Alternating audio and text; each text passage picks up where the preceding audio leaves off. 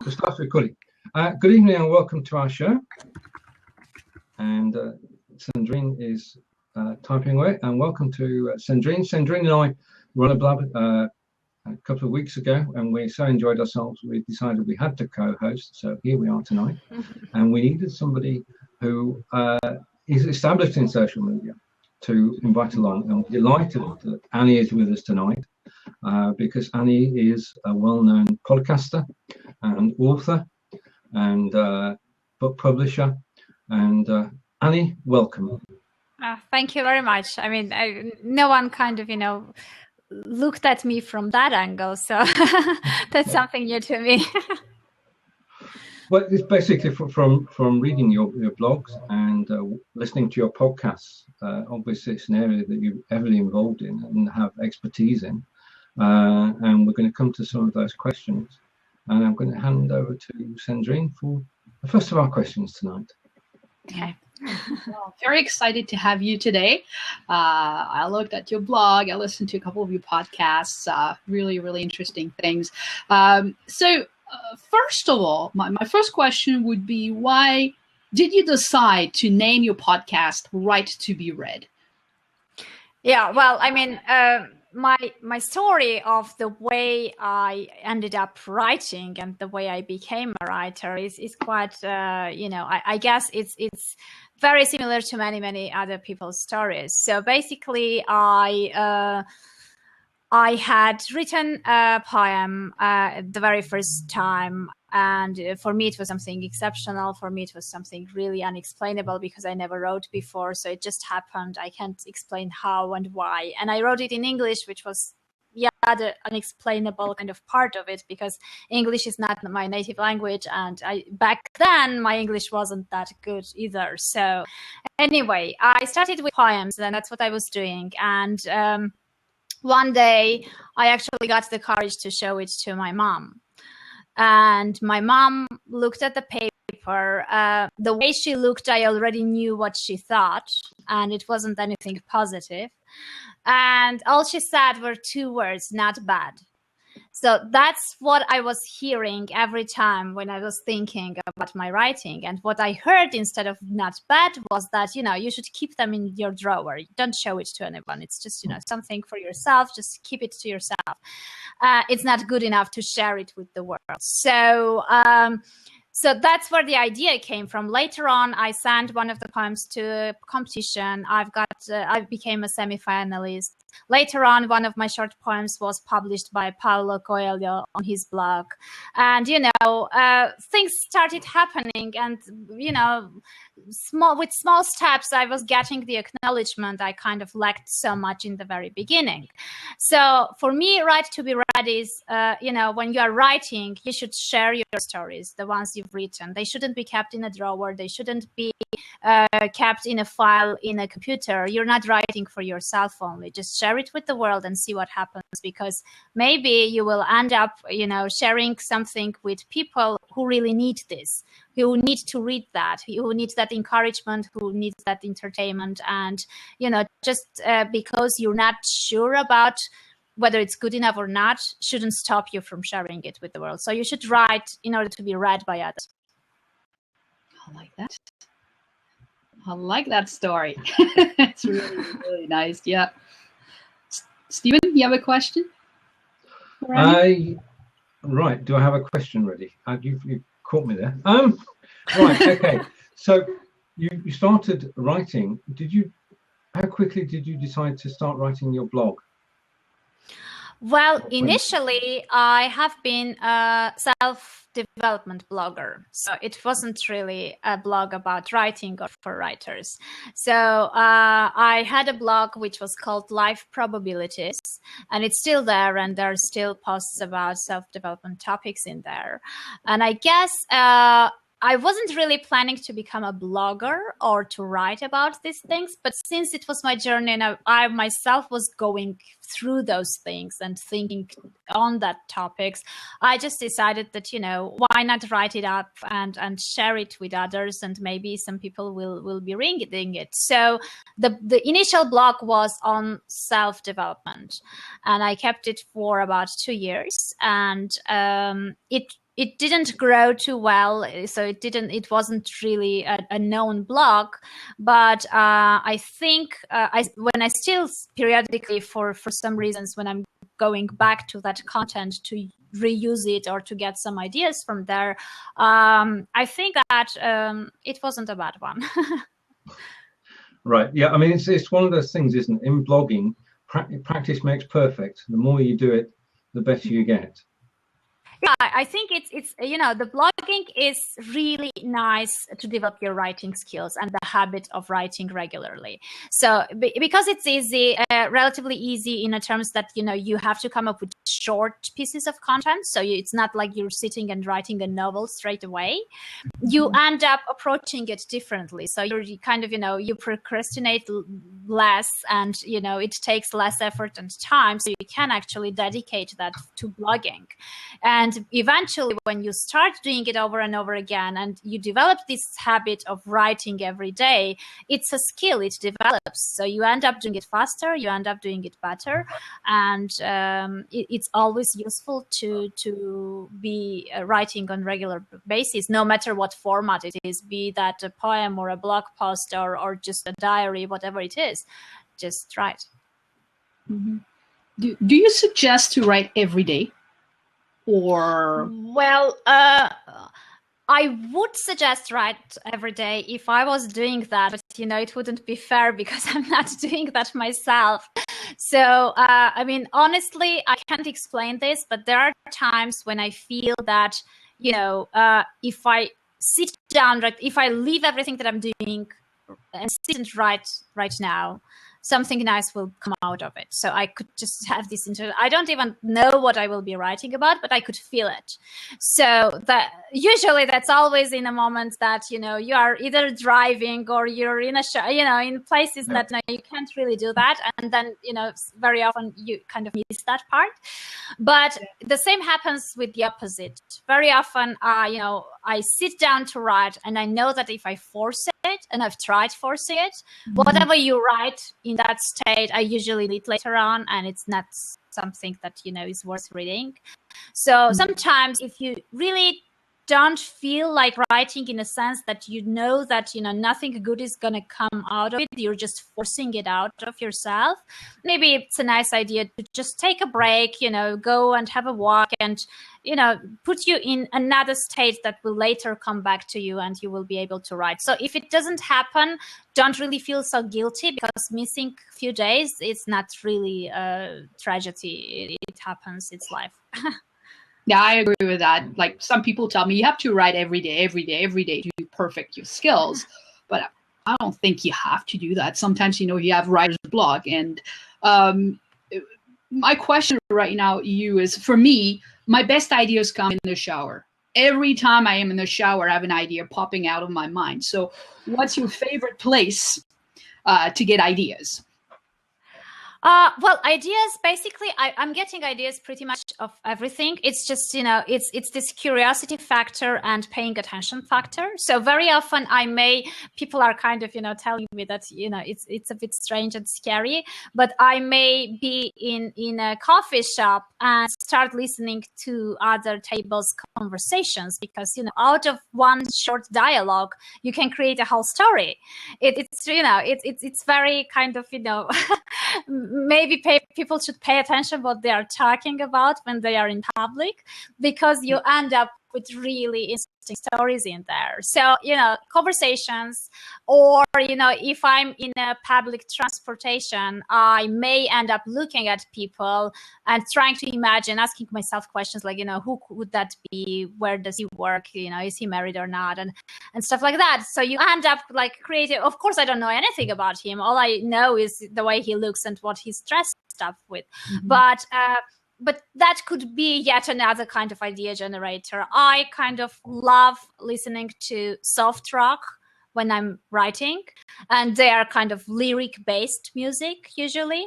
So, a line or two may bring in some other thoughts and follow up kind of, ideas from it. So it's basically everywhere. You can't really pinpoint that.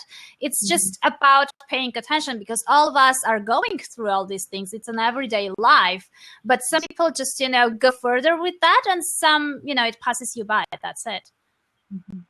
Indeed. Now, you talked about researching, sort of dreaming up people's backstories, where they came from, where they worked, and what they were doing, and why they were sat in the cafe that you were in, and all the backstory. Is what led to writing novels?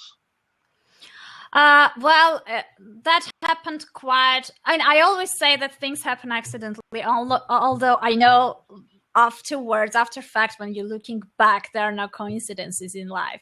They lead you to something else, and that's the way it was supposed to happen.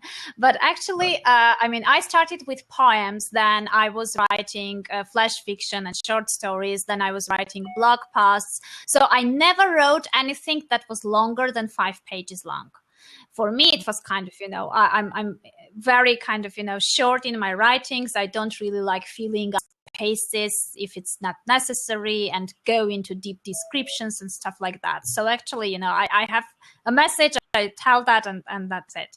So when I quit my corporate job, I decided to take just few months off and to relax and to understand what I want to do next, because I wasn't sure how to proceed. And that was exactly when I re-met one of my friends from abroad with whom I studied in high school. And she found me through Facebook, and we had lost connection for 17 years or 16 years, something like that. So we had no idea about our lives during that period. And when we reconnected, she told me her life story, and it was so unbelievable. It felt like a movie coming just, across of my eyes. I could literally see it.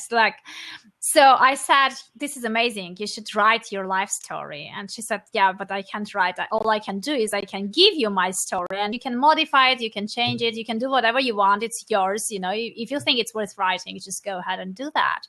So that's how kind of, the idea of writing something longer than 5 pages came along. And I decided to try, and yeah, I enrolled at NaNoWriMo, which is National Novel Writing Month, which is November. And I took this challenge, and within November, 50,000 words of my novel draft was written. So that's how it all started. Brilliant. And so you've got your first book draft, and you've got to get it published. What steps did you have to take?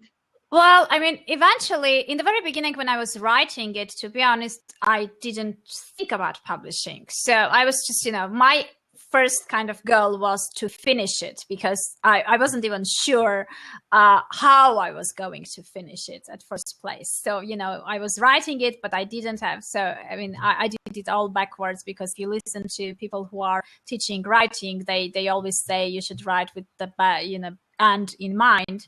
And I didn't have that end in mind. I was just following the flow. So when I eventually ended it, my friend said, okay, you've done it. It's ready. Now, what are we doing with that? And that's when I realized, are we supposed to do something with that? It was kind of, an experiment we took together. And it was kind of interactive process, because it's very difficult to write about someone else's life, because you haven't gone through those events. So you can only imagine what's happening. So I was periodically kind of connecting with her, asking her questions, how she felt while this, how she felt while that. And, I was writing things and, giving it to her, asking, if it felt similar to the reality and stuff like that. So our hero, was a heroin addict. So, I mean, people were actually kind of, laughing at my husband, saying, "Do you know what your wife is doing?" Because I was spending hours in heroin addict forums talking to heroin addicts, actually. So it's kind of, I kind of did all that. And once it was finished, we were thinking like, okay, what to do next? And self-publishing didn't exist in Armenia. Like we didn't know anything about Amazon and Kindle publishing or how traditional publishers work. I mean, it's really kind of, and plus my writing was in English, so it was a big mess. I kind of, I started digging to understand how things work right now. And so I eventually came up with different blog posts, with some podcasts, and started digging deeper and came up with this. I met a company who connected with me, and it was actually a vanity publisher who were asking like, loads of money to publish your book. And later on, I found out, I mean, I didn't really go further with them because I did the research and I found out that there were plenty of lawsuits against them. And so I realized that actually many people are manipulating with this dream of people who have written a book, who kind of are emotionally attached to that, who have this dream of seeing their name on a book cover, and later on they kind of get ripped off, basically. So I learned everything myself, how to do things. And I did all the mistakes that newbie writers make usually. So I did my own cover. I kind of, I didn't edit the text. So I had bad reviews as a result. And, all those things we go through usually in the very beginning. But eventually I figured all that out, and then through different promotions, different free promotions, the book eventually became a bestseller in several categories. So, I mean, altogether, the paid sales plus the promotions, we ended up with over 20,000 downloads in a week, which sort of got the momentum to drive it up in there. So yeah, I mean, it's kind of, that's the plus of not having lots of money to invest, because then you end up learning everything by yourself. Indeed. Yeah. Yeah. So you didn't use Amazon at first, right? I did. I started. So my question is, because people ask me that, I am a self-published author as well, just like you, and I'm wondering, would you recommend a self-published author to go only through Amazon or use other platforms? Or would you? Well, to be honest, it depends. It depends because there are some, for example, Kobo is very strong in Canada. And it's, in some sense, maybe even stronger than Amazon.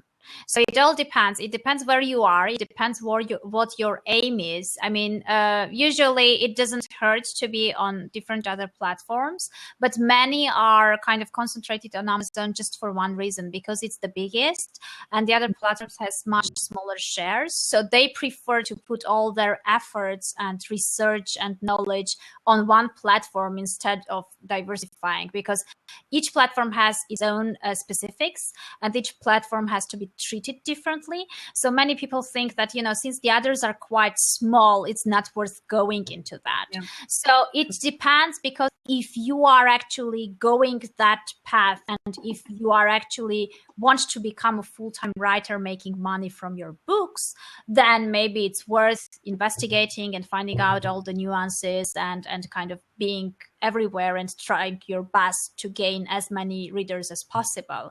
But if your book is just a part of something else, then maybe Amazon can be sufficient. Okay. Right. Perhaps if we will just take a breather for a moment, because we've been going for a quarter of an hour. We do have a question which I'll bring across, which perhaps we can all answer. And the question is from Walter Pedersen, and I'm going to take it at face value. I've written a new book called The Not So Secrets of Blog Writing. What are the steps to getting on Amazon? Asking both of you here.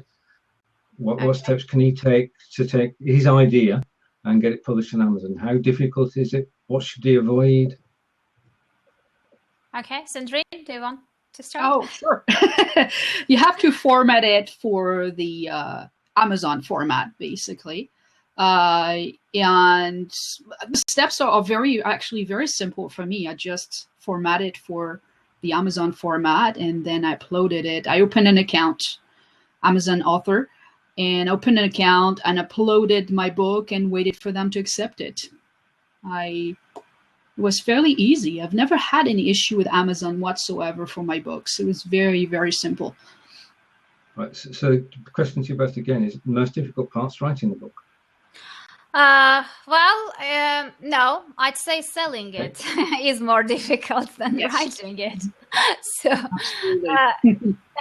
it depends. It depends what we are talking about here. Because if, for example, I think that any book should be professionally edited. Especially if you are someone like me who is writing in non-native tongue, then you definitely need to have a good editor to make sure that it sounds English. Because very often my editor cracks up laughing at some expressions because I'm sort of, I guess I'm translating them from any other language I know. So it sounds really awkward. So, and I don't feel that it's awkward because it's not my native language. So basically what you want to do in order for your book to be successful is you want to make sure that it doesn't really differ too much from a traditionally publishing a book in terms of quality. And that means that everything that needs to be done to the book after it's written, the editing, the formatting, the book cover, all those things that need to be there. Also, maybe researching the right category to make sure that you end up in a category that is relevant to your book, but not very competitive. So by selling less copies, you have bigger chances to become a bestseller. So that's another research you have to do. It's just to boost your chances to get higher rankings on Amazon. And all that, there are two ways actually, like the way I went through in the very beginning, which was just, to learn all those elements by yourself, get a formatted template and format it based on the template so it looks good on the Kindle device. I had a friend who helped me out with the editing in the beginning, so I didn't hire a professional one, but it was still edited and all those things. So you either try like cheaper solutions or, or there are companies like, I don't know, I'll make a shameless plug here. Like, I created a company which basically you give in the manuscript, you pay the money, and then in about approximately 3 weeks, everything is ready and uploaded on Amazon for you. So it depends. There are always choices. Okay. Yeah, I think we will come back to providing social media services for both yourself and Cendrine, because that's an important part, isn't it? It's actually getting things done and getting them done correctly, and you don't have to do it yourself. Right, okay, now, Cendrine, we're going to move on to podcasting next. Okay, I'm having technical difficulties again. My computer is really, really slow right now. So, Steven, you asked about podcasting, right? Yeah, I'm cribbing here because you actually put a list of questions up, and I know podcasting was on there. Yes. So to go back to your podcast, I've seen you have interviewed quite a few big names, including James Altucher, Pat Flynn, among others. So I'm always impressed with people who actually manage to land those interviews, because these guys are quite big. So how did you manage to actually reach out to them and land the interviews? Well, I'm afraid I don't really have this magic pill or, one magic strategy that works.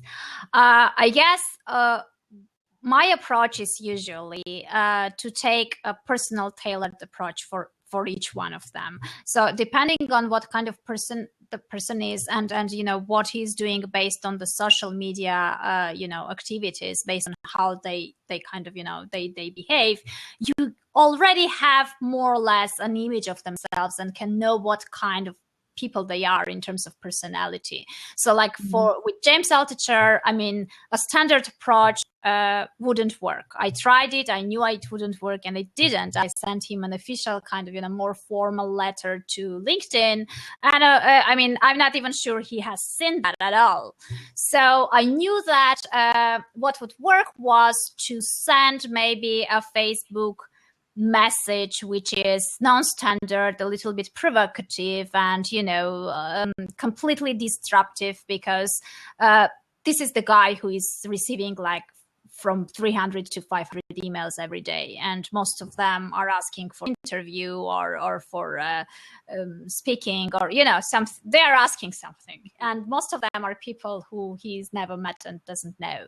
So apparently the non-standard approach worked with James Altucher. With Pat Flynn, it was the relationship we had already before I launched my podcast. Actually, Pat Flynn was one of the people who encouraged me to launch a podcast, because before I even had my podcast, he was writing his very first Kindle ebook, and which was called Let Go. And for that purpose, he created a Facebook group, which was called Pat's First Kindle Book.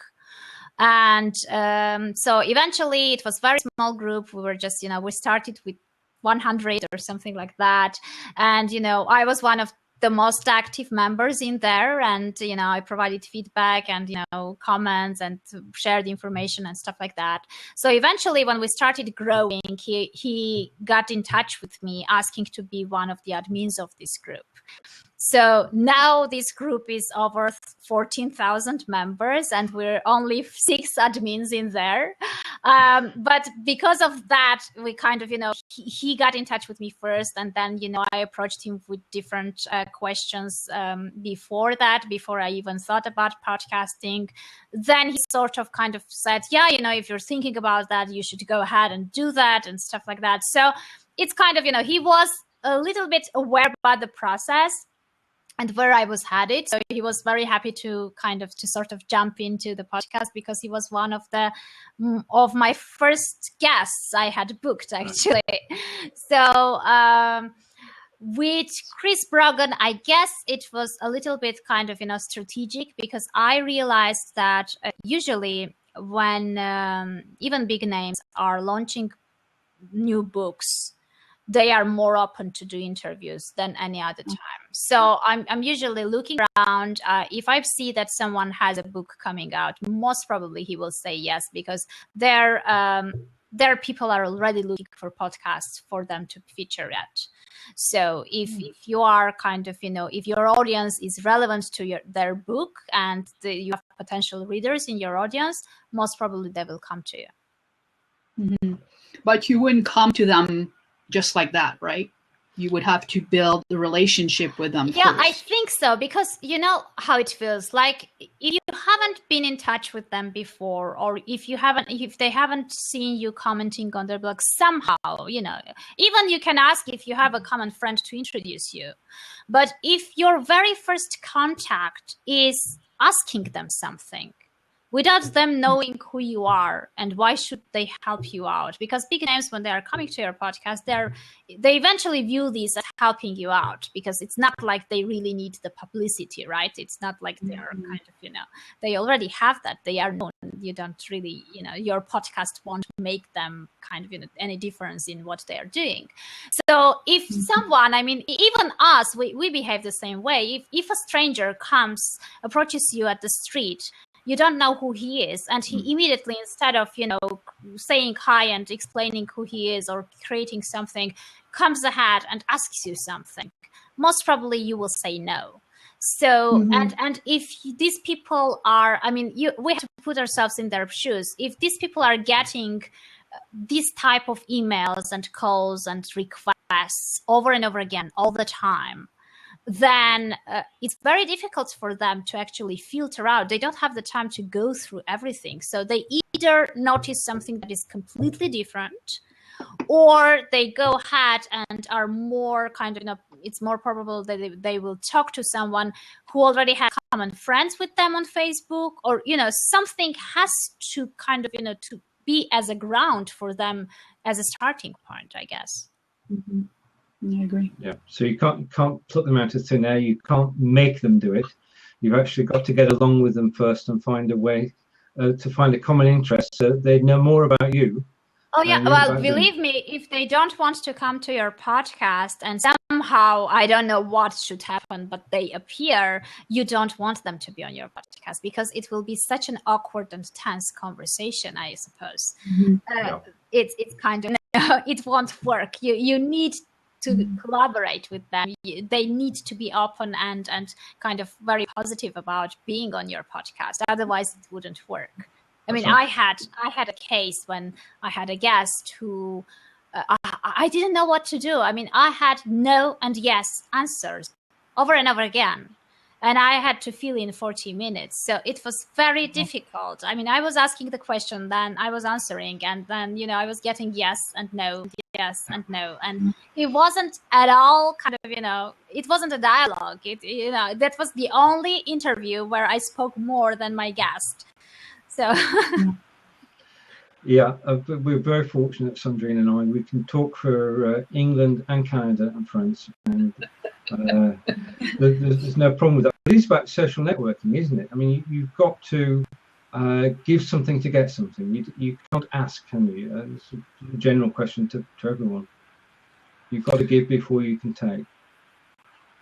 Yeah, I mean, it's I don't know. It's always nice when people realize that you had them on your mind now, for example, if you're getting a request to go on someone's podcast and you obviously see that this is a request which was copied and pasted to all their potential guests, then most probably you will think like, okay, it doesn't really kind of, attracts you at all. But if you have a personalized message, which you realize that, this person has written specifically for you because there are things that are relevant just for you, and he took the time to find those out, most probably you will give credit for that. So it all depends how you're approaching and what you're doing. I mean, I knew people who were teaching templates and standard ways of how to approach guests to get on their podcasts and things like that. And I really hate, maybe it comes from me being born in the Soviet Union. Maybe that's the reason. But I hate standard templates and standardized approaches to everything because it's so kind of limiting. And, it's, if they are different, then why should you approach them in the same way? Indeed. And plus with social media, you are in contact with so many different cultures, so many different people. You cannot use a template to communicate with people on a regular basis. You have to take into consideration the fact that they're all different. So yeah, that's a very, very good point. So speaking of different cultures, speaking of different languages and so on and so forth, since you speak so many languages, how has it helped you as a blogger, as a podcaster, as a writer, to basically speak to your audience in a way that makes them relate to you? Well, first of all, I mean, if you are Armenian, and you don't study any other language, then you will end up speaking only with Armenians. That's the way it is. It's kind of, it's obvious. No one knows Armenian but Armenians. No one is going to learn Armenian just because, a small nation out there is speaking that language. So in order to communicate, you really need to know other languages. So when I went to school, I was just 6 years old, and we studied Armenian, Russian, and English together simultaneously, which was a little bit painful because all three had completely different alphabets. And we had to learn to write and read in three different alphabets at the same time. So the three languages are like our kind of, for Armenians who were born and raised in Armenia, the three languages is the standard package, like the minimum standard package that we have usually. And after that, we left and we lived in Bulgaria for 3 years. So I went to school there, and it's really interesting because we left when I was the age my son is right now, and we moved to England. So he had the same experience, the same age.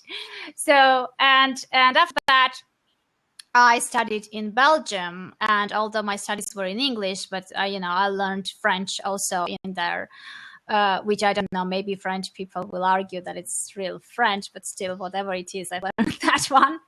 So it helps in a way that when you are growing up in different countries and when you are meeting people who are different from you, you get used to the fact that, people are different. You get used to the fact that, there are no standard kind of, ways of doing things, and that there is no right or wrong, or, the cultural values are not, can be flexible, because, if you're somewhere else, you can't really force and impose your own values because you're not at home.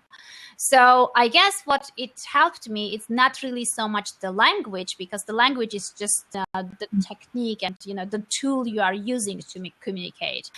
But it was rather this realization that you are becoming more open-minded and you're becoming more flexible, and that you end up realizing that it's easier for you to get along with many different people than for others who have only met and worked and lived with the same with people who had the same mentality.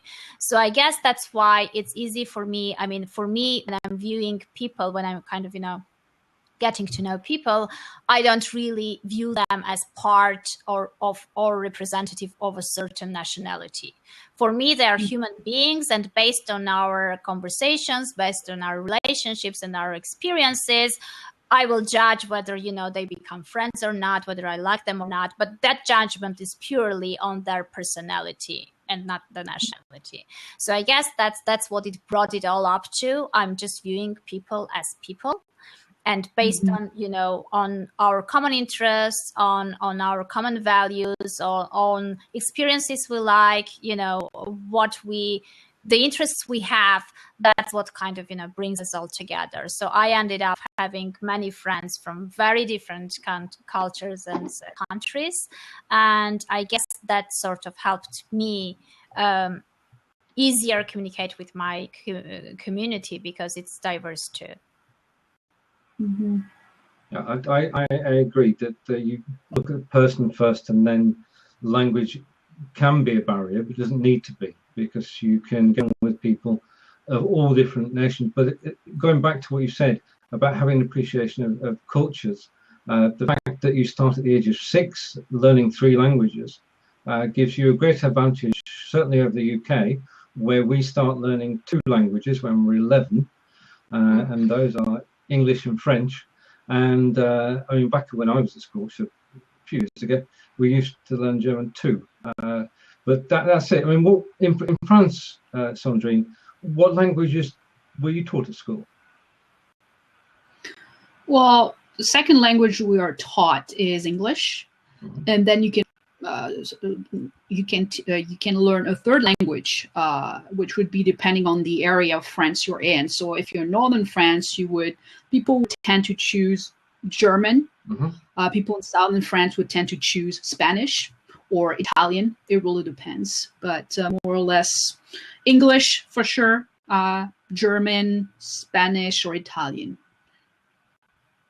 Yeah, I love the fact that I'm going back a bit. I learned Latin.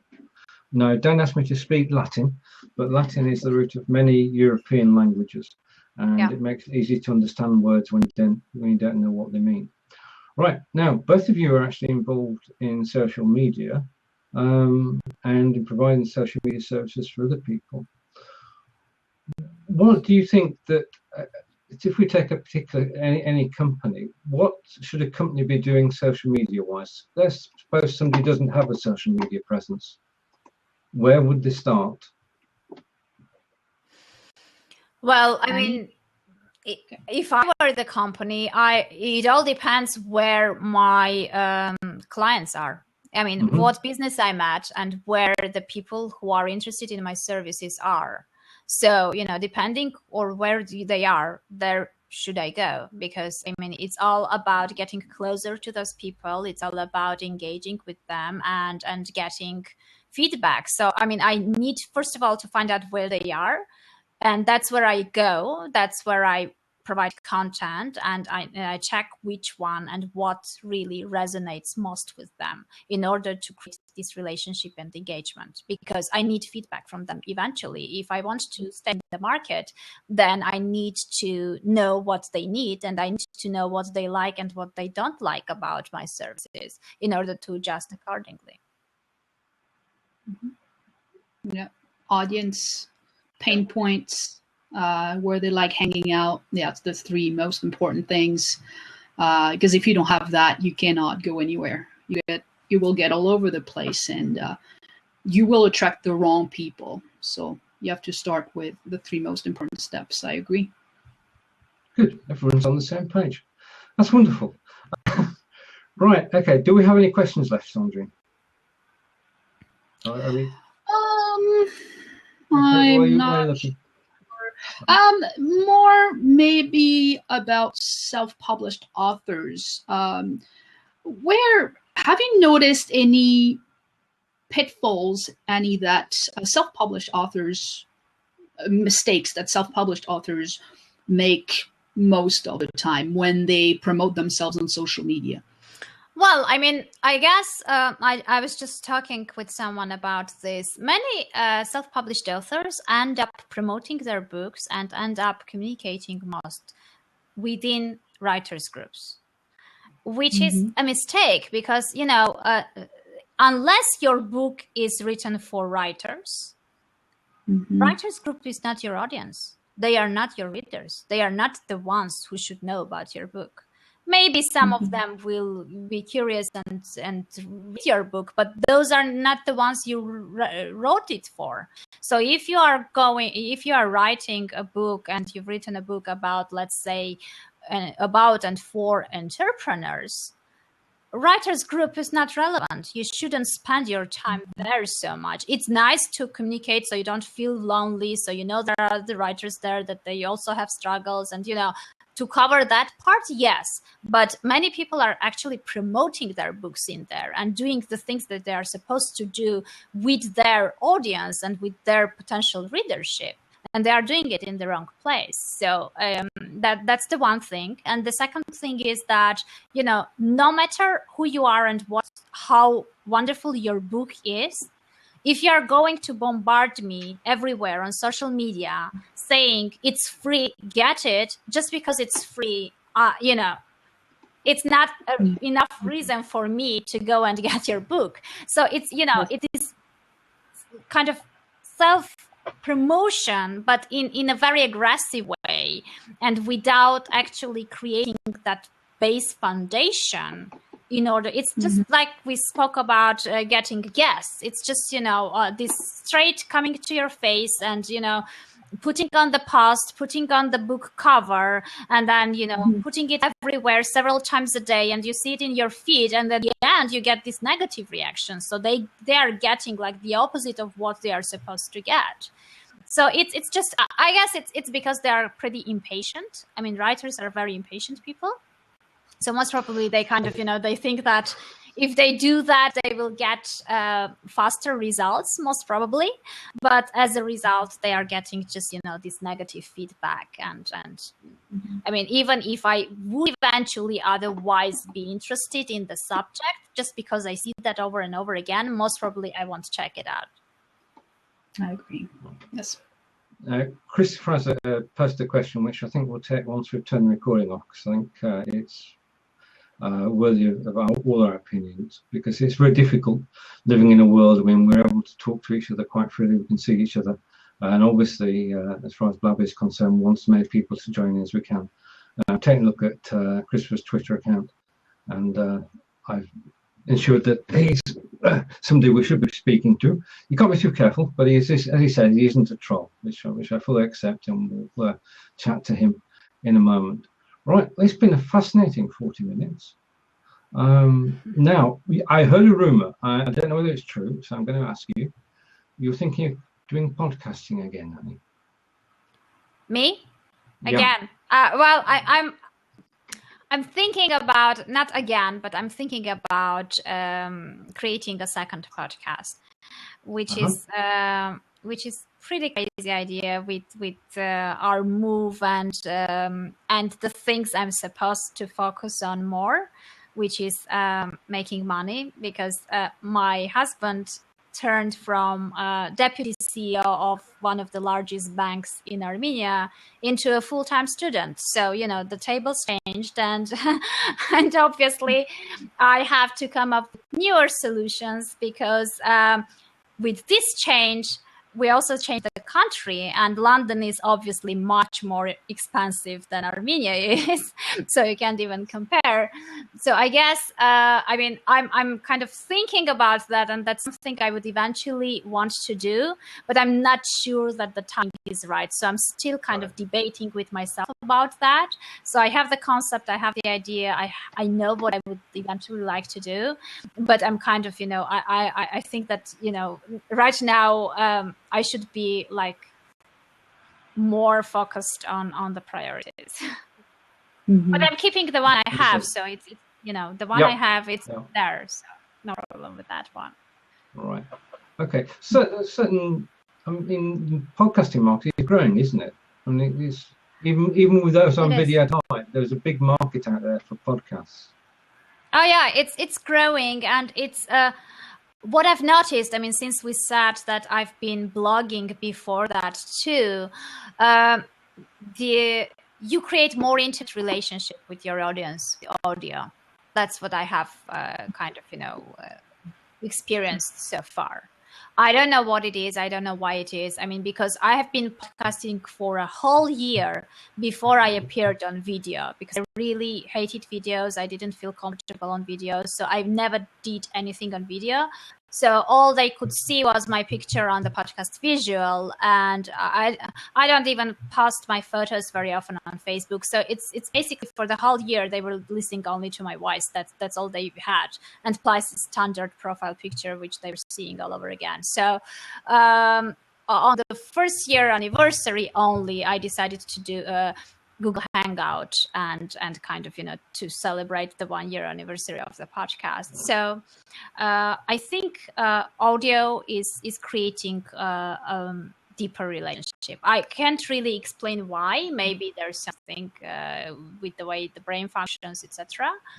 I can't tell, but what I've experienced is I'm getting more emails, I'm getting more feedback, and it's easier for me to realize that there is an audience there rather than when I was writing a blog. I think for me, the way I see it is that people like to feel the human presence. And I think the voice is very important for that. Even if you cannot show yourself on the webcam, I think it's important to actually speak so that people can hear your voice. It makes them relate to you a lot more. It makes your brand actually a lot more human than just writing. That's what I've seen. Yeah, I think the words paint a picture as well. That from a practical point of view, you've got a situation where you can't always watch something, but you can listen. So if you're traveling in the car, you can listen to podcast replays. So there's a market out there which video will never fill, which is the one where you have to be concentrating on doing something else. Right. Well, what a wonderful session. Time flies when you sort of get it together, and it's been great chatting. We've learnt quite a bit, and we've exchanged a lot of information. We've had some wonderful people in the audience and some great questions. So what I propose, and we'll take this as a vote, is that in a moment if we open the seat, does anybody want to come into the seat and ask a question directly of Annie or myself or Cendrine? You're more than welcome to press the button now, and we'll see where this goes. We know we've got friends in the audience, and more than welcome to come on and ask a question for a moment if you wish. Other than that, nobody's leaping in. We've got to get this message out that Blab is fun, and once you've done your first one, you're hooked, and you can come on camera anytime. And that was basically when you and I met, Annie, on Blabbing for Britain, and Cendrine and I met on the Blab we did last month, and we still say thank you to Suze for introducing us. So, right, okay. I think if Annie, if you'd like to say thank you to everybody who's joined us, and Cendrine, if you'd like to close as well. Well, I want to thank you very much, Annie, for your time, for answering our questions. I learned a lot from you. So thank you very much for everything you said to us today, the tips you shared and everything. It was great having you. And thank you, Steven, for having me as your co-host. That was my first time co-hosting, so I was a little nervous, but thank you very much for the experience. It was great. Well, I mean, thank you everyone who have been listening from the beginning till the end. It's kind of, you know, it's these days everyone is so busy that dedicating 40 minutes to something like this is very valuable. So I really appreciate it. And you both have been great hosts. Yep. Thank you for that. We're enjoying this. We're hosting again, I'm sure. Right, so what I'm going to do now is I'm going to press that button and hopefully... just a minute. I did that in the wrong order. I thought I would tweet. It's not Love's fault. It's my fault. I'm trying to press the share now button on the tweet and it won't go.